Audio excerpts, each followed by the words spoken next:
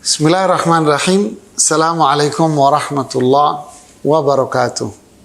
Alhamdulillah, hamdan tayyiban mubarakan fi. Salatu wassalamu ala Rasulillah wa ala alihi wa sahbihi wa ba'd.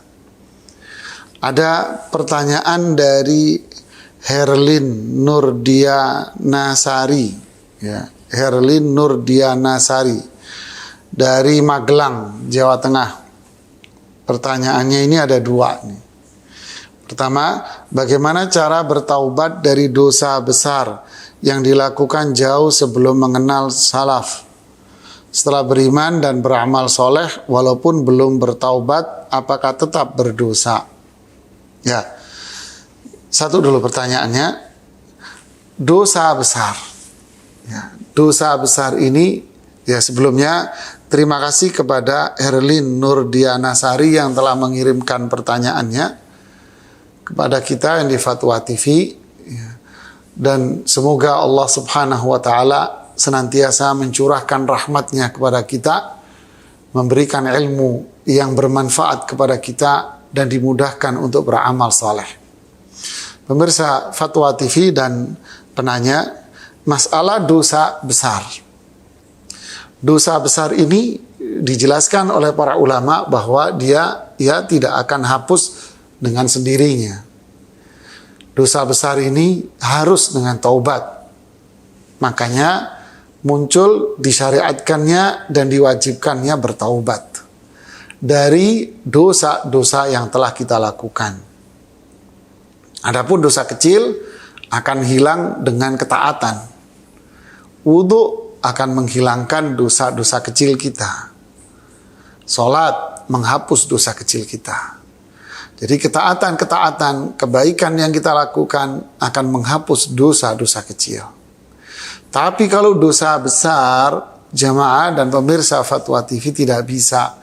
Itu harus dihapus dengan cara kita bertaubat kepada Allah. Bagaimana caranya kita bertaubat kepada Allah? Bertaubat kepada Allah itu dilakukan dengan 3. Jika dosanya berkaitan dengan kita sama Allah, seperti dulu nggak sholat, bolong-bolong, nggak puasa, umpamanya zina, minuman keras, dan sebagainya, durhaka sama orang tua, durhaka dengan manusia, ya, dosa kita sama Allah, ya, dosa sama Allah, zina, minum minuman keras, ya, riba, dosa sama Allah Subhanahu wa Ta'ala, nggak sholat dulu.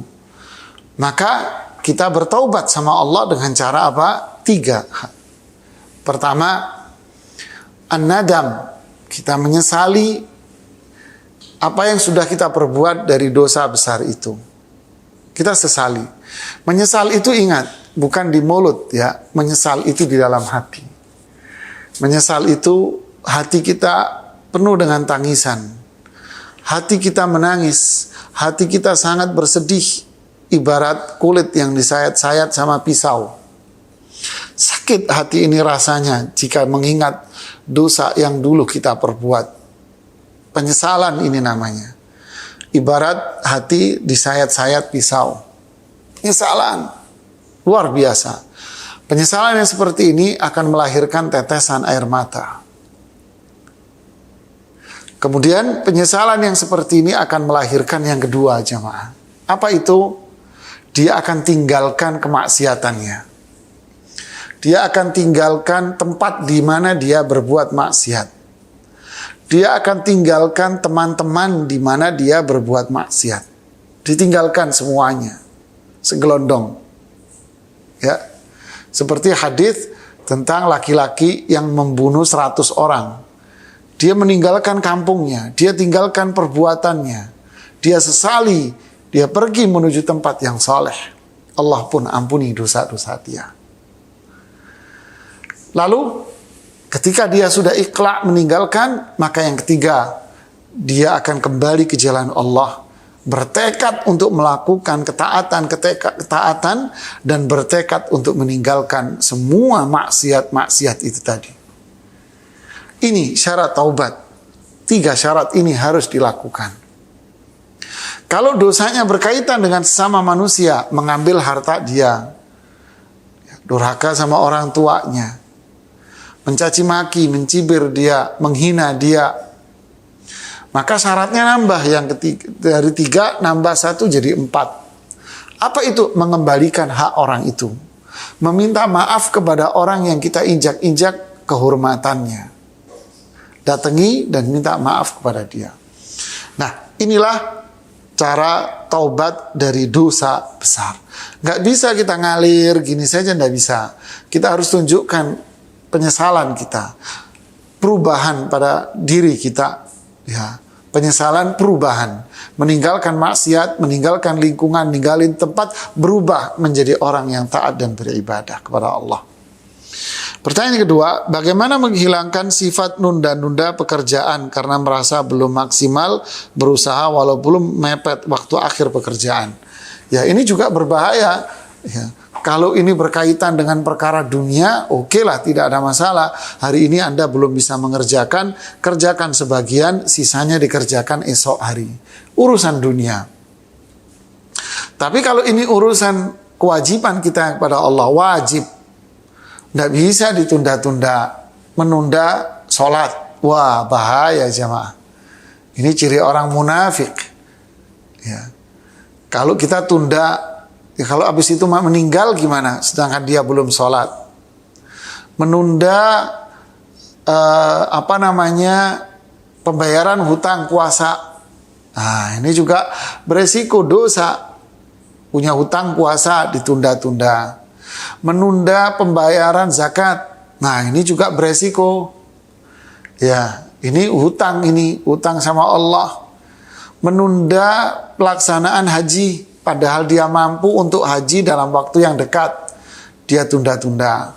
Jadi menunda kewajiban ini resiko besar. Menunda yang bersifat amalan sunnah, ini juga menunda untuk menjadi manusia yang sempurna di hadapan Allah. Karena sunnah itu kan menjadikan derajat kita diangkat, menutupi kekurangan, menaikkan derajat. Berarti menunda untuk menjadikan dia menjadi hamba Allah yang mulia. Jadi menunda amalan intinya tidak baik. Seperti yang diungkapkan oleh sahabat. Idza amsayta, kalau nggak salah Abdullah ibn Umar, idza amsayt fala tantadhiris sabah. Kalau Anda di waktu sore jangan nunggu pagi. Kalau di waktu pagi jangan menunggu sore. Ya, Rasulullah SAW juga menyuruh kita untuk mempercepat melakukan amalan saleh. Ya, menyuruh kita untuk cepat-cepat berbuat kebaikan. Begitu juga Allah di dalam Al-Quran. Ya, menyuruh kita untuk berlomba-lomba untuk melakukan ketaatan dan kebaikan. Fastabiqul khairat, ayo berlomba-lomba. Ya, kemudian Rasulullah SAW juga mengatakan, ya, ayo cepat-cepat lakukan kebaikan. Cepat lakukan kebaikan dengan cepat. Demikianlah kaidah-kaidah dalam syariat. Kalau memang bisa kita lakukan sekarang, kenapa harus kita tunda? Ya. Wallahu a'lam shawab. Assalamualaikum warahmatullahi wabarakatuh.